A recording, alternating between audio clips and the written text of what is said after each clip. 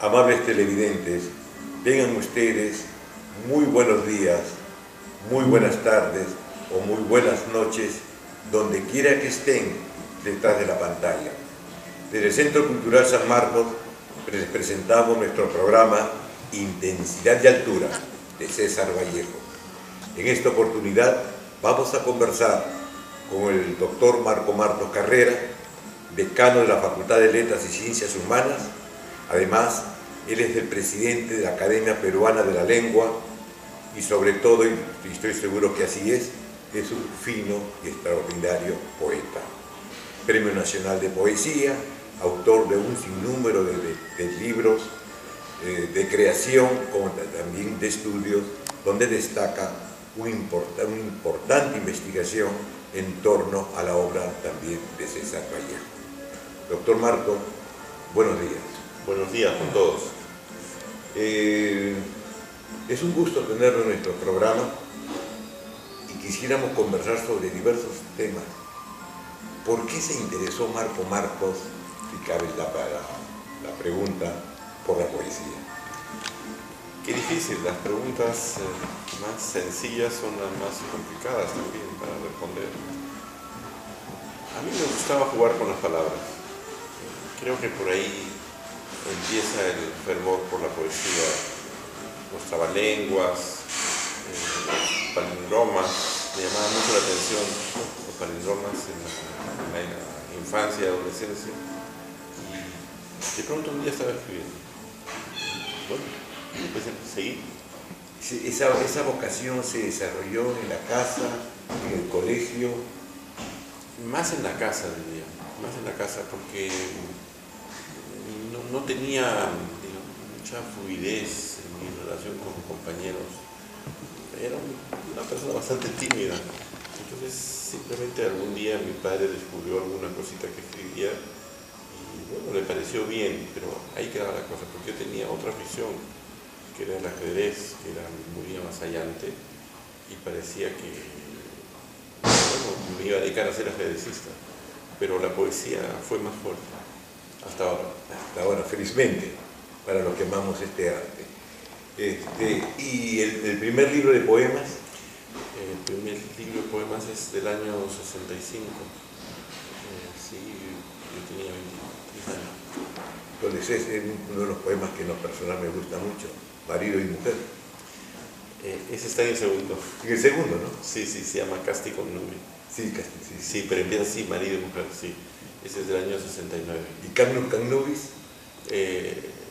Este libro, bueno, el libro se llama Cuaderno de Quejas y Contentamientos, y ahí está ese poema. Es uno de los poemas que en lo personal me ha gustado mucho, como también de algunos poemas, ¿no? De Silvo de los Aires Amorosos. Sí, cada momento tiene su circunstancia. Lo curioso es que ese poema no tiene que ver con mi propia experiencia, sino con la observación de una pareja que yo conocía que se llevaban pésimo y que ahí estaban, no se separaban. La ironía. Sí, entonces yo tratando de no personalizar, pero bajo esa observación fue que pude hacer ese poema, digamos que es muy rítmico, ¿no? ¿Dónde se iniciaron los estudios básicos? ¿En Lima o en Piura? Yo estudié en Piura primero. En Piura estudié en el Colegio Salesiano, la primaria y la secundaria, en el Colegio San Miguel, ¿no? Que era unidad escolar en ese momento, que es un colegio de mucha tradición, ¿no?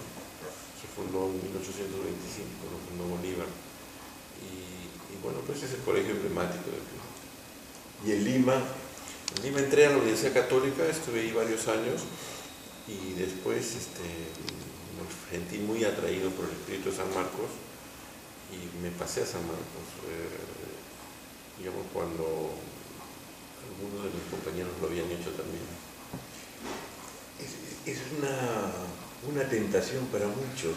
Yo recuerdo también el caso de Heró, ¿no? Que también había estudiado en la Universidad Católica, aunque lo expulsaron, y se vino acá a estudiar acá a San Marcos. Bueno, lo que ocurría que, a pesar que en la Católica había buenos profesores, sin duda. En San Marcos había un clima, no solamente de buenos profesores, sino una efervescencia cultural, política y literaria, ¿no? Para un alumno como yo, ir a San Marcos y mirar, visitar, por ejemplo, Alejandro Romualdo, una experiencia, digamos, única, ¿no? O Washington Delgado, estaban allí en San Marcos.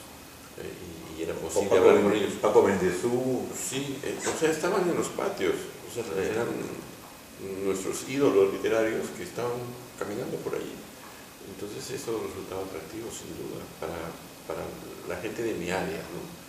Y claro, los abogados van por otra pista, ¿no? Pero nosotros los admirábamos y estaban en San Marcos y resultó natural pasar a San Marcos. Alumno, profesor y autoridad. Como alumno, Marco Martos concluye sus estudios de literatura en San Marcos. Sí. ¿Discípulo de qué profesores? Bueno, mi principal profesor, el que recuerdo más, es Washington Delgado. Creo que ninguna persona ha influido más sobre mí que Washington Delgado. Y otros que podría mencionar es Jorge Puccinelli y Luis Jaime Semero. Esos son los maestros que he tenido, principalmente.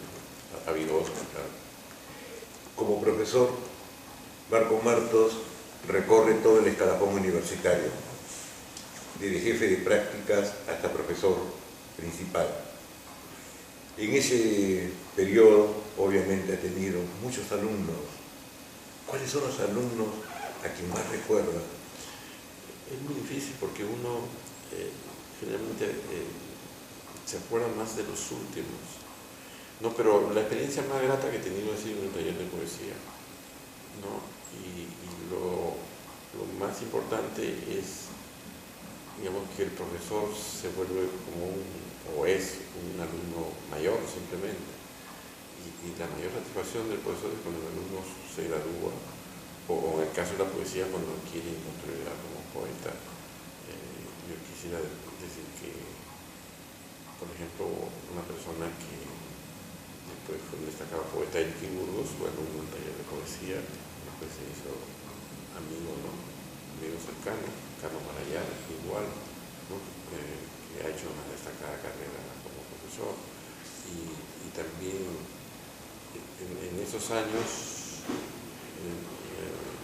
cuando yo era estudiante, pero cuando fui profesor también, había un grupo que se llamaba Estación Reunida, vinculada a Hermano Pérez, ahí estaba José Rosa Ribeiro, por ejemplo, que también era el taller de poesía.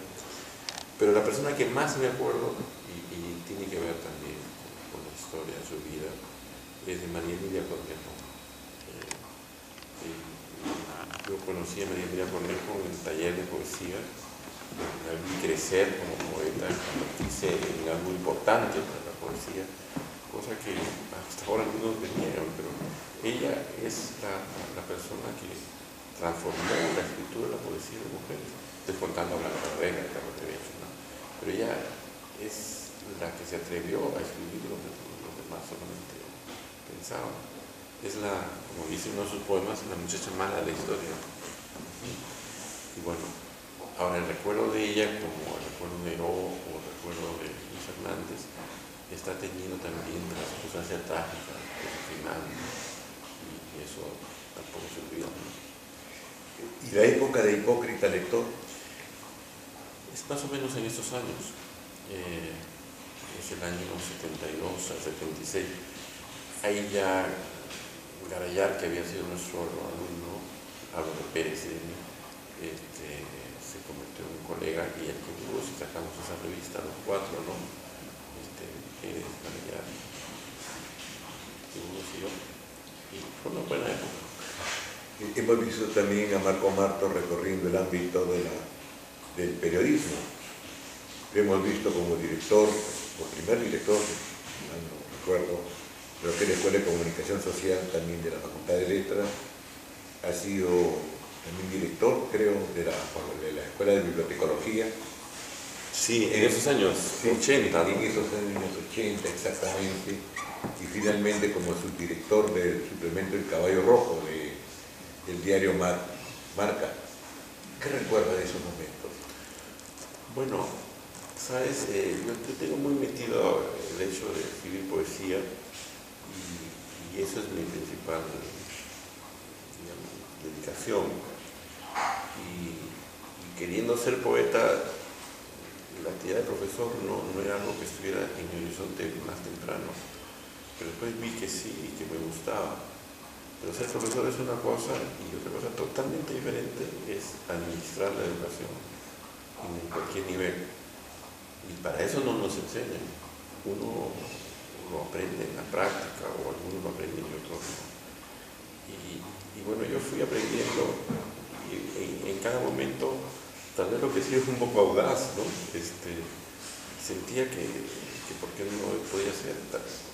O sea, veía como algunos se desanimaban ante dificultades. Y tal vez mi mérito administrativo ha sido no desanimarme y tratar de encontrar soluciones, digamos, siempre. Y eso, curiosamente, ese aprendizaje que es de San Marcos, que es en la universidad, me da una gran posibilidad de actuar en otros ámbitos fuera de la universidad, donde hay menos dificultades.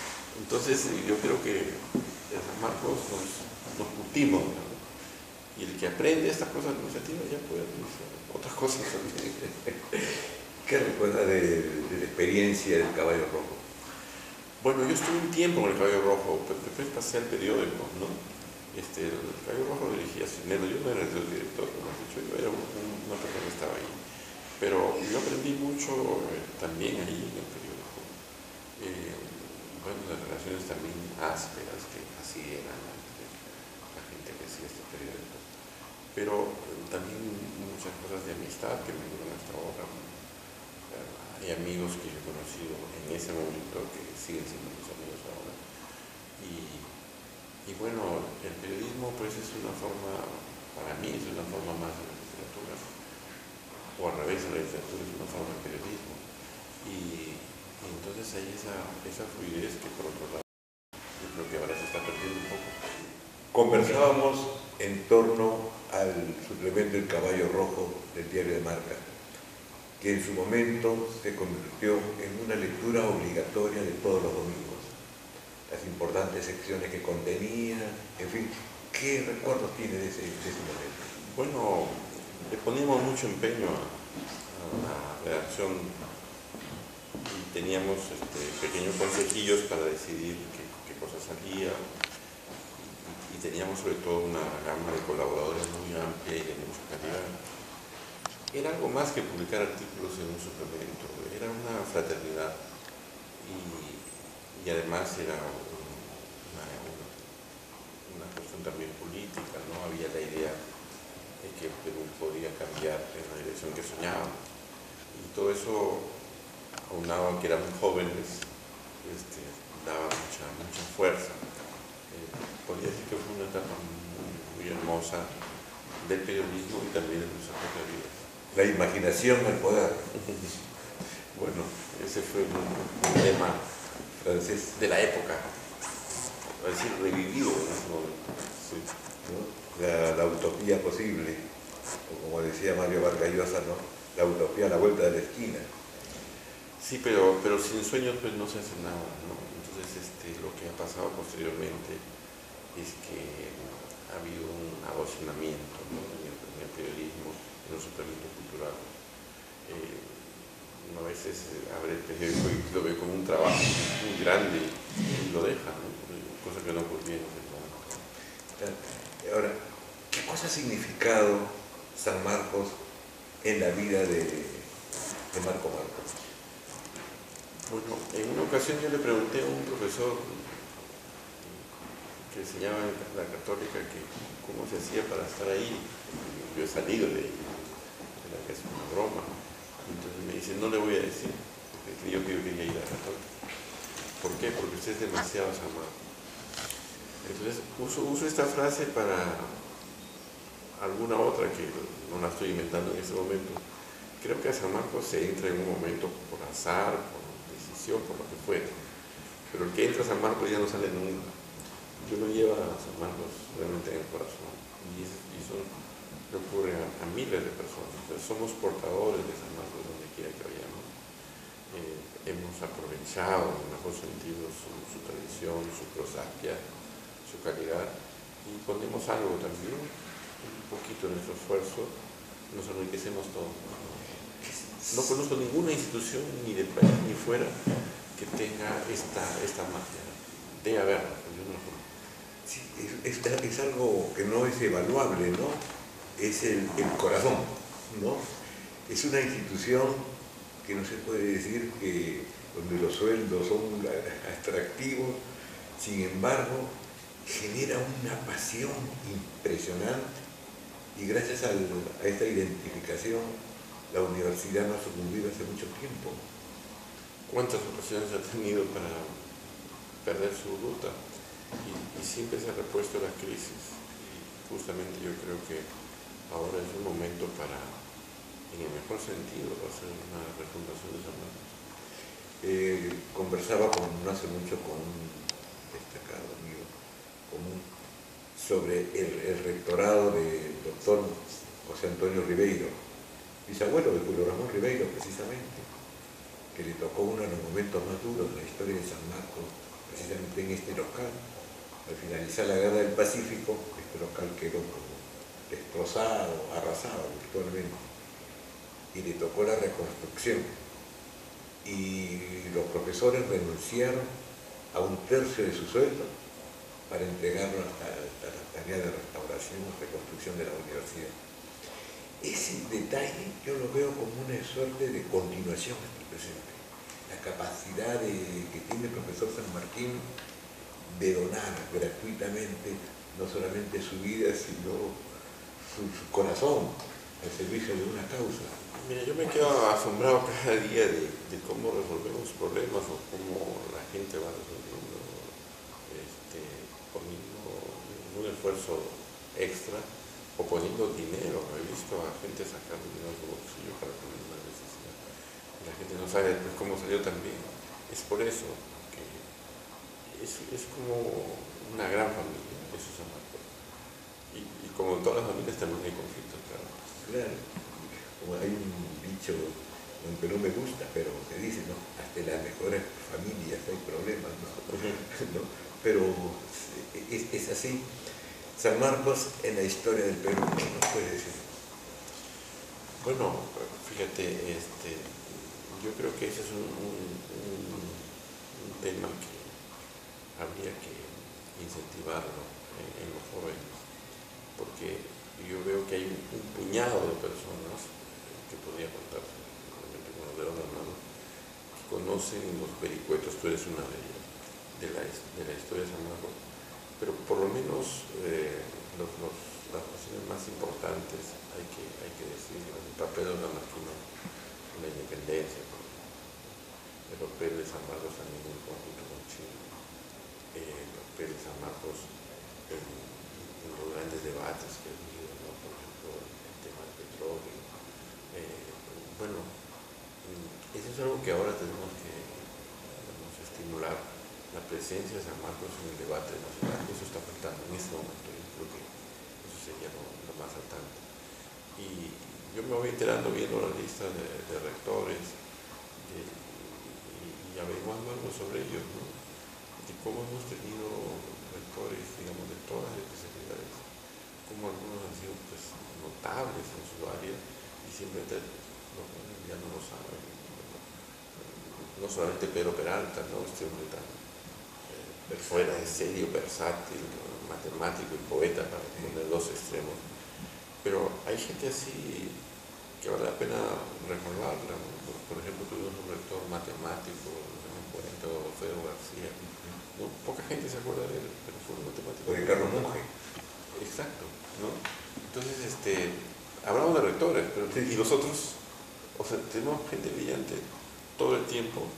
Ahora, nos falta pues sacar adelante, sacar de la que ya existe, la cátedra de San Marcos, la cátedra de Historia de San Marcos. Y bueno, son la gente del área de historia y historia de la ciencia, que deberíamos abocarnos a ese trabajo. ¿Cierto?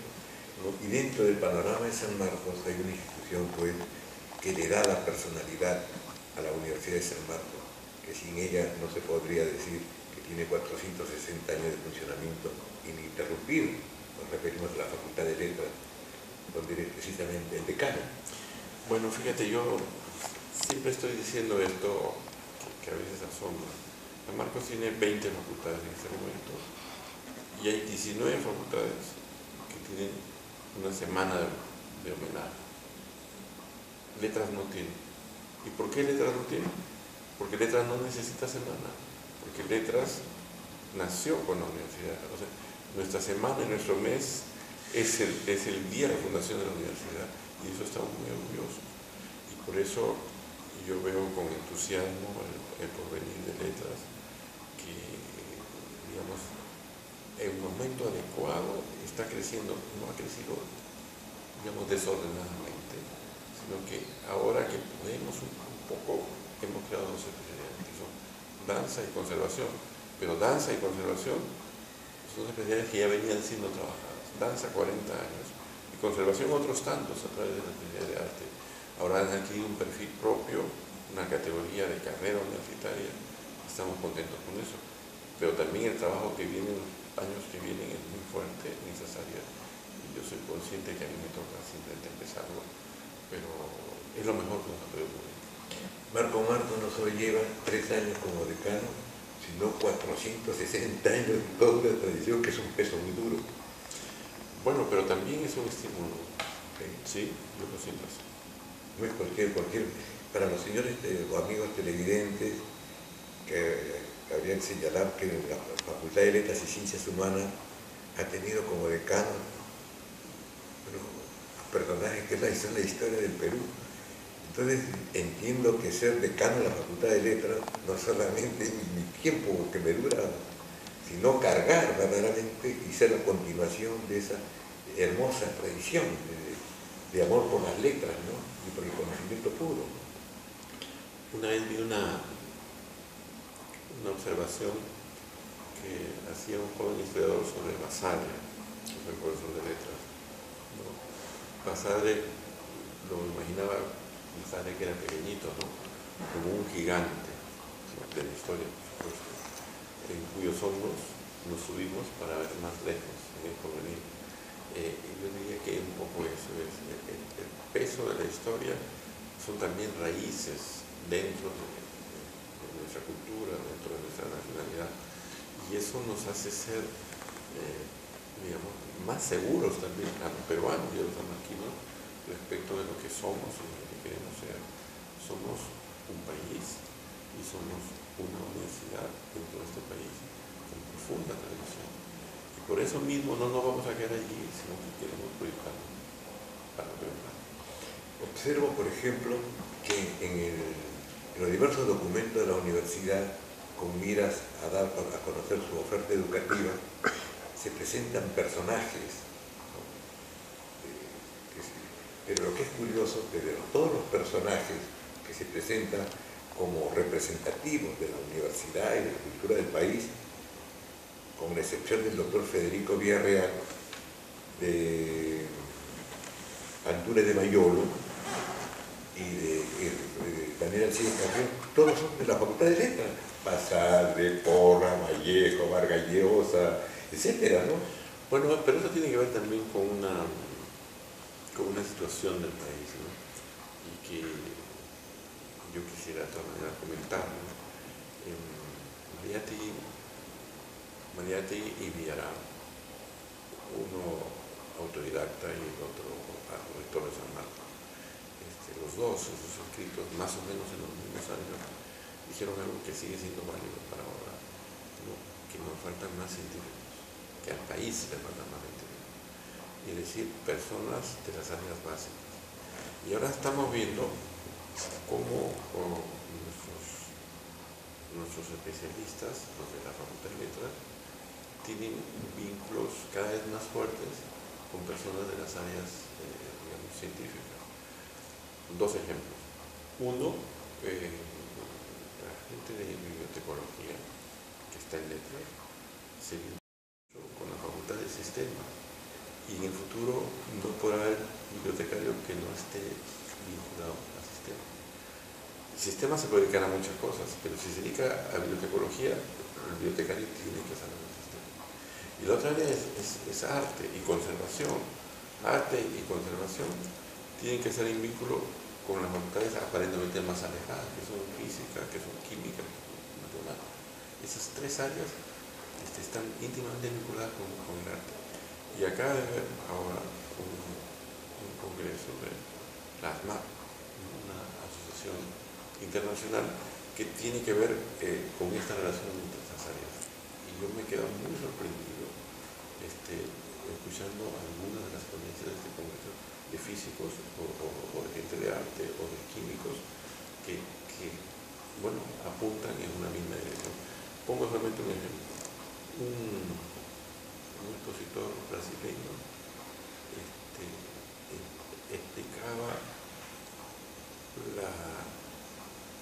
la importancia de la relación de un pintor brasileño y amigo de Modigliani con Modigliani, y estudiando los tintes de un cuadro que este pintor, digamos, quedó de su propiedad, descubre un cuadro de Modigliani desconocido y que no es de los clásicos de los cuadros digamos, de rostros alargados, ¿no? O sea, se descubre por los tintes, bueno, también por el testimonio, que ese cuadro lo pintó Modigliani. Pero también ahora que al escucharte recordaba también el vínculo que existe entre la filosofía y la ciencia. Por ejemplo, los que están dentro de la tendencia analítica, Pero claro, que están con físicos y con químicos y trabajando directamente, ¿no? y tenemos un profesor de letras, que es José Carlos Bayón, que ha publicado, no es algo que esté haciendo, es algo que ya está circulando hace algunos años, 2 tomos sobre historia de la ciencia en el Perú. O sea, un filósofo entra en ese campo, y lo de lógica también entra en matemática. Así que, bueno, antes se burlaban de los todistas, eso de que ahora hay que ser especialista para retornar a ser un poquito todista. Otro detalle de la Facultad de Letras, y para las personas que nos ven a través del canal web de Culturas, es que en los últimos 25 años, o 30 o 25 años, no mucho, de la Universidad de San Marcos han surgido 3 grandes políticas de Estado. Una, Casa de Ciencias Sociales, por ejemplo, como el descubrimiento Caral, que modifica la línea de tiempo del Perú, y las otras 2 políticas, multiculturalidad y plurilingüismo, sobre todo, salen de la Escuela de Lingüística de San Marcos. Bueno, en el caso de Caral es un hecho rotundo, ¿no? O sea, Caral es como una marca Perú, como se está diciendo ahora, ¿no? Caral ha asociado su nombre a Perú y Perú a Caral de un modo que no existía antes, y este mérito sin duda lo debemos aduchar. En los otros 2 casos es todavía una batalla que hay que dar. Somos muy conscientes, digamos, si va a haber una clase intelectual, podemos decir, la clase intelectual está muy convencida de estos postulados de la multiculturalidad y la importancia del multilingüismo, pero la gente que pasa por la calle todavía, y los gobiernos tampoco, ningún gobierno, ni este tampoco, ¿no? Entonces ahí hay una tarea inmensa que hacer, o sea, de cómo nuestras políticas de Estado tendrían que reflejar estos aspectos que son científicos. Uno, el Perú es un país pluricultural y plurilingüe, y el derecho de cada persona de poder ser instruido, educado en su lengua. Eso es una cosa que todavía está en el papel, falta la práctica.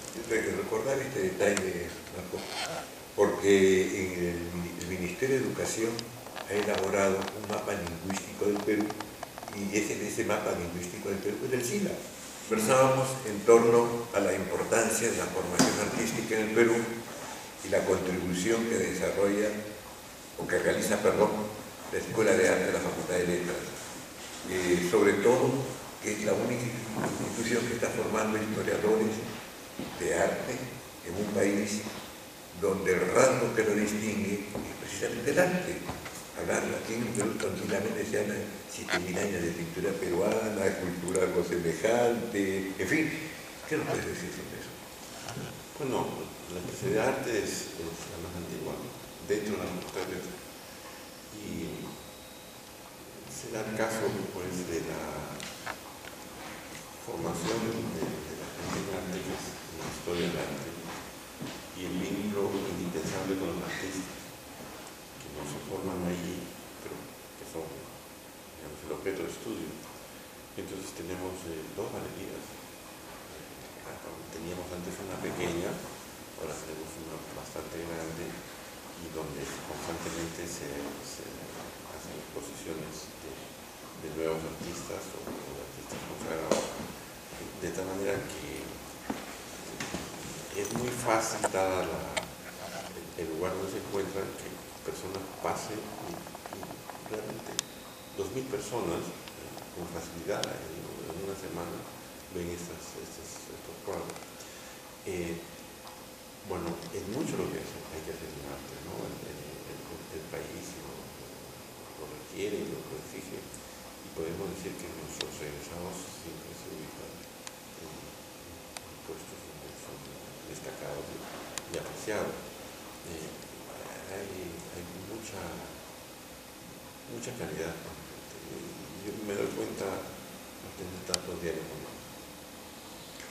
Dejamos quizás para el final algo que nos gusta a ambos, literatura, ¿no? La Escuela de Literatura de San Marcos, o los estudios de literatura en general, dentro de la universidad y dentro del país, están vinculados a la fundación de la universidad. Recuerdo que en la antigua estructura de la Facultad de Artes, como se le llamaba hacia el siglo XVI, existía la clasificación del trivium y el quadrivium. El trivium era 3 vías, 3 caminos, y uno de ellos era el de retórica, gramática, ¿no? Retórica, gramática y como le llamaban en la época, prosapia, ¿no? Con la enseñanza de los clásicos, etc. La Escuela de Literatura de San Marcos es verdaderamente toda una institución en el Perú.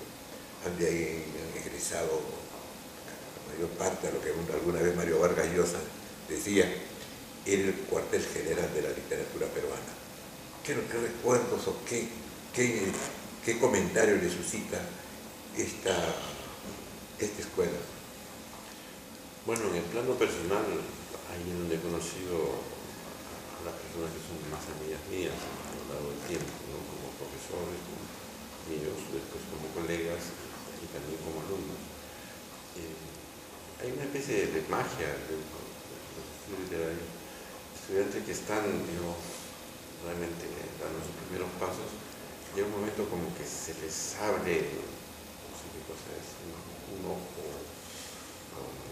más perspicaz, una capacidad de captar mayor, y de pronto resultan brillantes.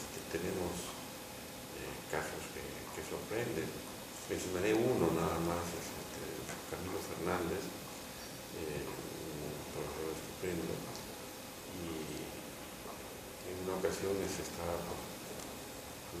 lo estaban postulando para candidato a la Academia Peruana de la Lengua, y Marta Hegel me llamó por teléfono y me dijo: ¿quién es Fernández?